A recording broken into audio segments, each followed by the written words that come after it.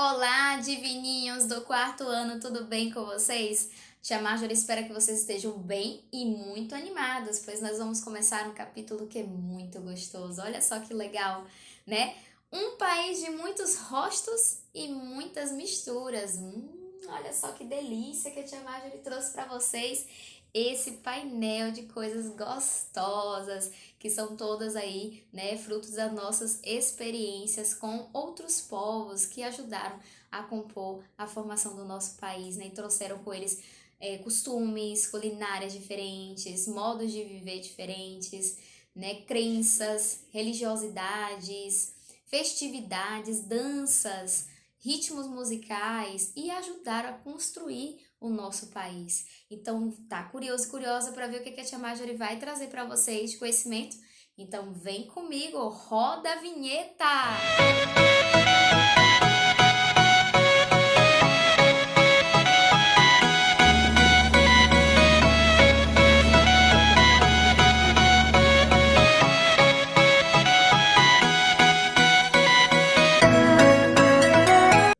Os alemães foram outros povos que trouxeram para o Brasil uma marca única, né?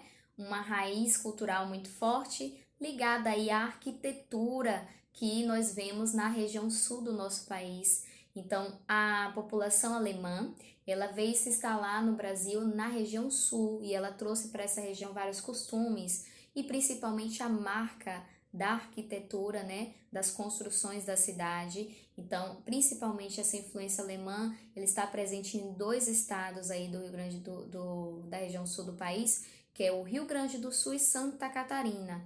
Muito mais ligada aí a cidades específicas como Pomerode, Blumenau, né?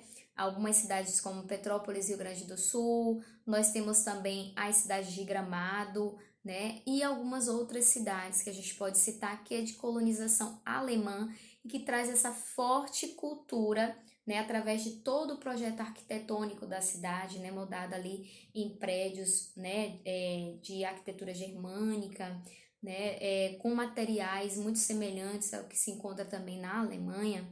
Então, toda essa população, ela trouxe para o nosso país não só isso, mas também ela conseguiu cultivar o idioma natal, o idioma nativo deles, que é o alemão, a língua alemã. Então, eles se fixaram no Brasil, montaram suas colônias e eles conseguiram, né, passar essa tradição, essa cultura, essa linguagem, né, o idioma alemão para os seus descendentes. Então, a influência desse povo é uma influência muito importante, como a tia já falou, na construção, né, no uso da madeira, no uso da uva, né, para o vinho, no uso aí dessas terras para o cultivo de vários tipos de alimentos, como na pecuária, né, o porco, a carne de porco, as salsichas, a produção de frutas, né? E também tem uma marca que são as festividades. Então, a Alemanha trouxe para cá muitas festividades e festivais tradicionais, né? Do interior da Alemanha. E nós temos aqui no nosso país um dia comemorativo do imigrante alemão, que é o Oktoberfest, que acontece lá em Santa Catarina, né, na cidade de Blumenau, e atrai pessoas do Brasil inteiro, né, inclusive alemães também, né, que vêm ver como é que é essa festa aqui comemorada no Brasil. Além disso, nós podemos destacar aí, né, pratos recheados, doces típicos da Alemanha, como o strudel, que é uma torta folhada de maçã, a famosa torta holandesa que leva aqueles biscoitinhos de maisena. E nós podemos também ver que a influência alemã nos trouxe o uso da canela, tanto em pau quanto a canelinha salpicada, né, em pó. E a uva passa, olha só, a uva passa, né, como a gente consome tanto aquela que a gente degusta quanto é utilizada também em vários preparos de alimentos, também foram trazidos pelos alemães. Nós vemos também outro povo que também faz parte, né, da região sul, eles preferiram habitar a região sul do nosso país, foram os italianos. Só que os italianos, eles se mesclaram. Tanto existe uma grande comunidade de italianos na região de São Paulo, né, no estado de São Paulo, quanto existe também no sul do país. Então, eles se misturaram ali um pouquinho por essa região. Então, na região de São Paulo, existem alguns bairros que são tipicamente italianos, como o bairro de Bexiga, né? e é um bairro muito famoso por ter algumas festividades também e por ter vários restaurantes italianos.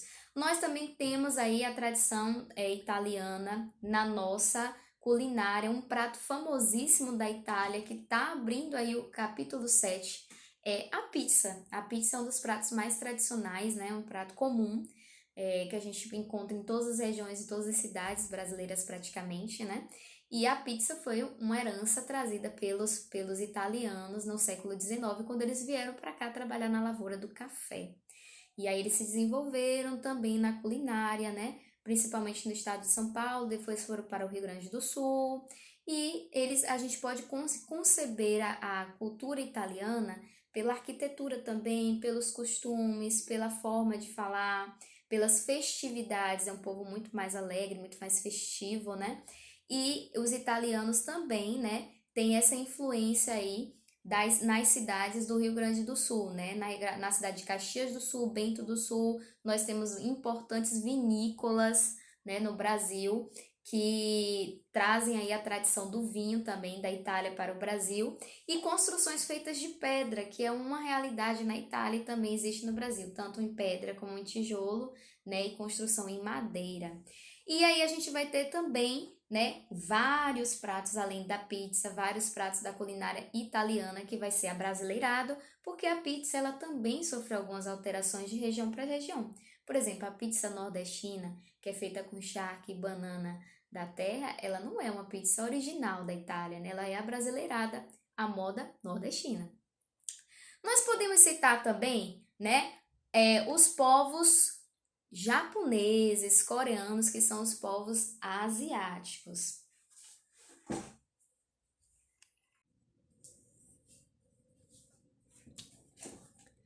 Além dos europeus, os portugueses, né, os alemães, os italianos e os espanhóis que vieram para o Brasil, nesse mesmo período nós também recebemos uma grande população japonesa, uma população chinesa e ainda coreana. Esses povos asiáticos também vieram para o Brasil em busca de novas oportunidades e para trabalhar na lavoura do café também. Esses povos se misturaram, então os japoneses é a comunidade mais expressiva dentro desses asiáticos que vieram para o nosso país.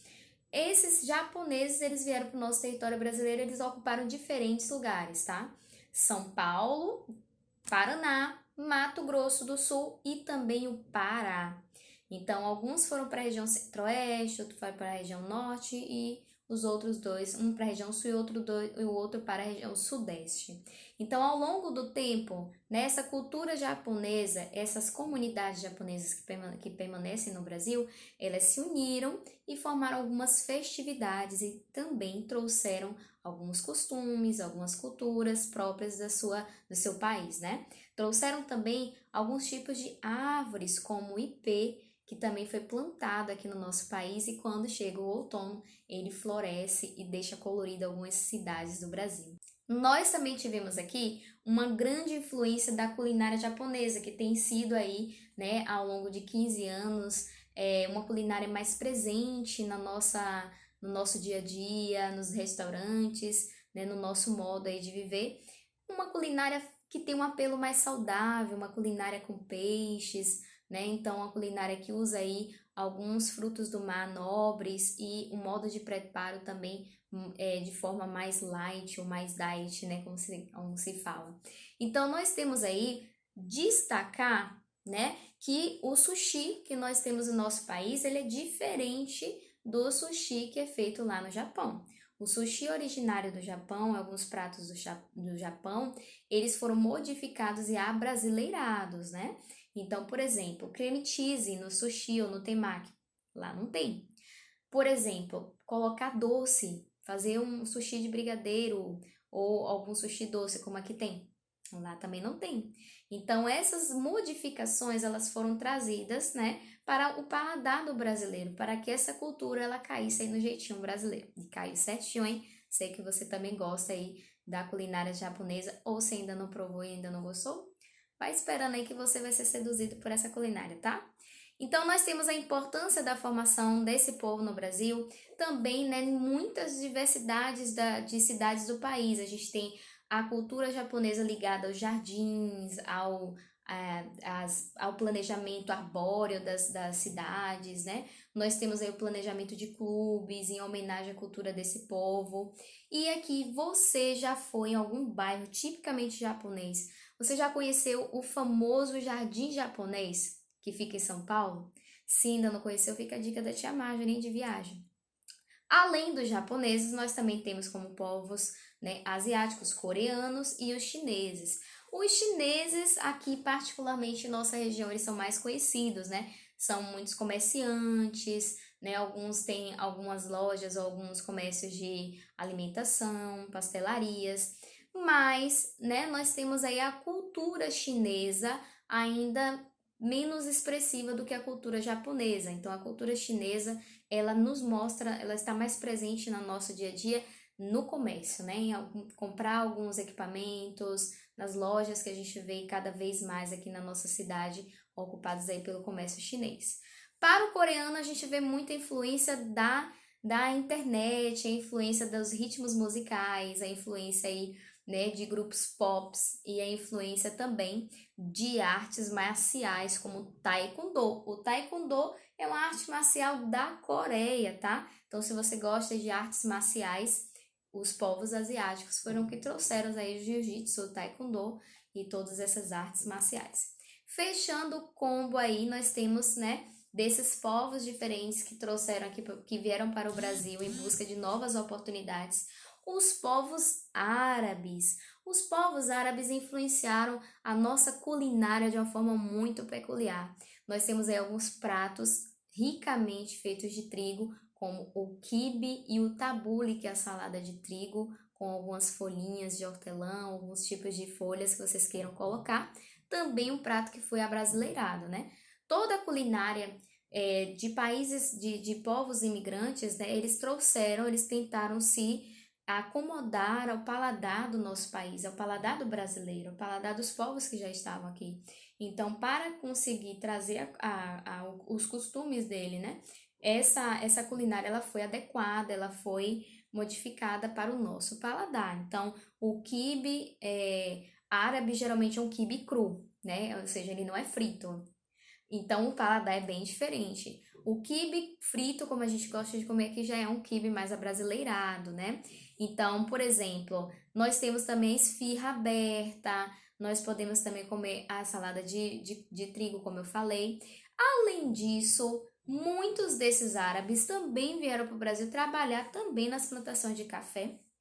E além da plantação de café, muitos árabes foram para a produção da borracha, né? Então, a atividade do comércio aí nas grandes cidades e também o extrativismo vegetal aí, né, da seiva da seringueira, atraiu muitos árabes para a região norte do país. Então, esses povos árabes, né, compuseram aqui a formação do nosso país e também ajudaram a desenvolver a região norte, principalmente a atividade de produção da borracha. E aí a gente tem os povos latino-americanos. Os povos latino-americanos, como os espanhóis, né? Eles vieram aí na América do Sul.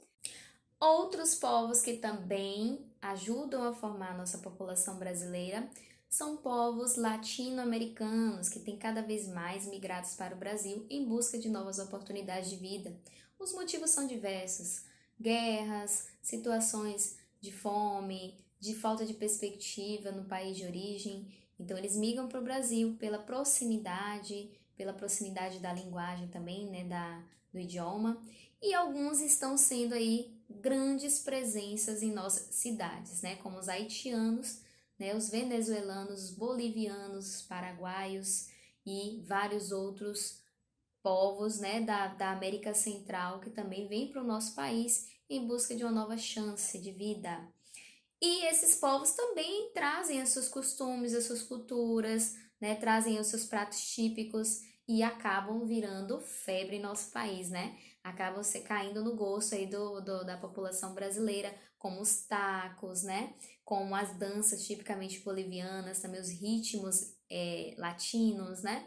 Nós também temos aí desse povos a herança também de pratos derivados com ingredientes como frango, feijão, carne, né? E então a gente tem também povo africano. Os povos africanos, eles não poderiam faltar, né, na nossa contagem de povos que vêm para o Brasil em grande quantidade e são os povos formadores, né, do nosso país.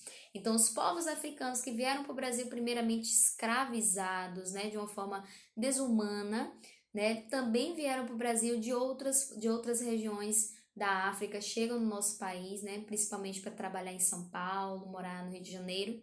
E a cultura africana é muito rica, está presente em nosso dia a dia.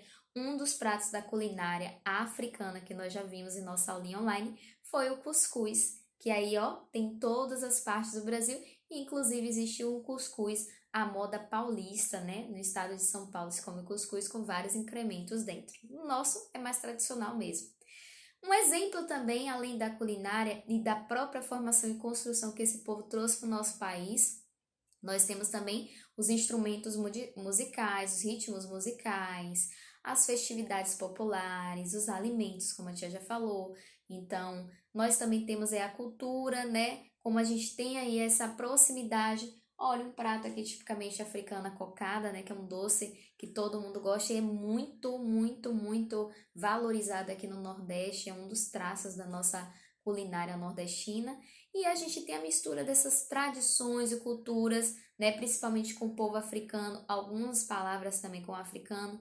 Nós temos algumas danças que são tipicamente africanas, como o maracatu, né, a dança do coco e o lundu.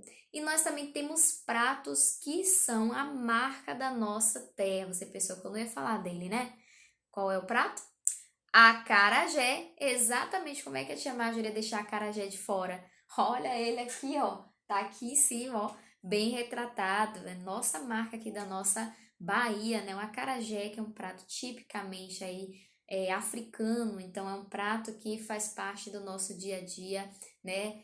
É um fast food aí que nós temos, né? Baianado.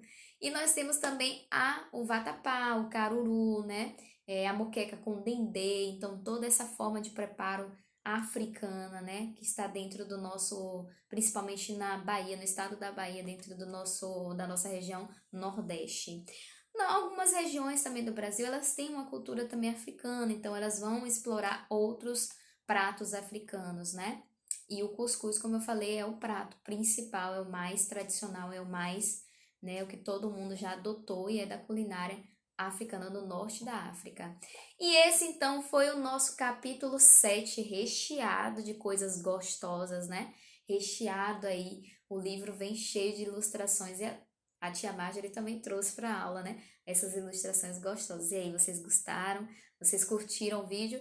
Então, eu aguardo vocês com mais coisas legais sobre esse assunto.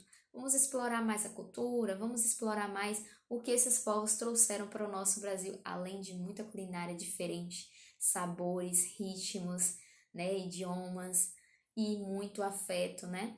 Então, vamos para a nossa aula online? Eu aguardo vocês. Tchau, tchau!